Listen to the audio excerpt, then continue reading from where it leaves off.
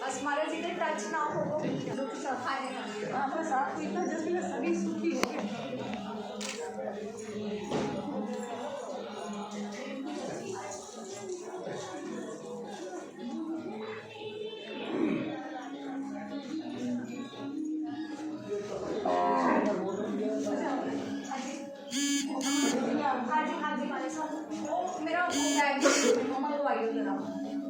संजीव जी, जनक जीवाश्रय में आज आने का हमारा परम सौभाग्य हुआ। ये लोग कहते हैं कि हमने इनविटेशन दिया था, लेकिन अपने घर में आने के लिए कोई इनविटेशन होता ही नहीं है। ये तो हमारे गुरु का है, हमारे आने की फर्ज है। पहले आना चाहिए था, लेकिन हम थोड़े लेट हो गए हैं। और यही भावना बातें है कि जैसे जनक विजय जी महाराज हर हमेशा प्रफुल्लित रहते थे, जो आए उनको भी वो ऐसा ही उपदेश देते हैं।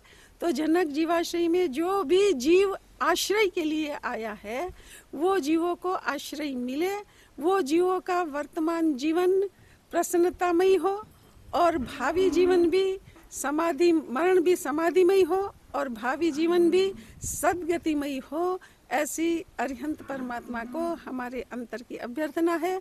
ये जनक जीवाश्रय दिन दुना और रात चौगुना अपनी उन्नति करता ही रहे, ऐसी एक मंगलमयी कामना के साथ।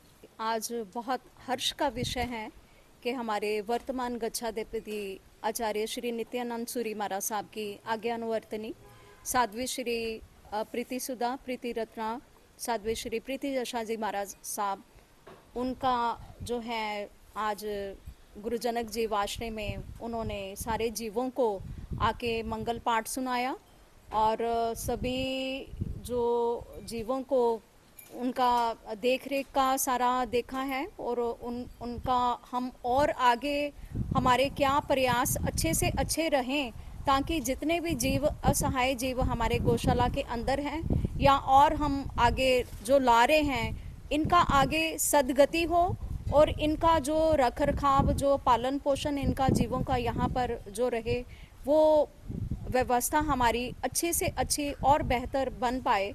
ऐसा सारा विषय पे हमारा साहब ने हमारे साथ यहाँ पर चर्चा की है और आगे उनका पूरा आशीर्वाद इन जीवों पे और गुरु जनक जीवाश्रय सेवा परिवार पर उनका रहेगा, ऐसा उनका कहना है।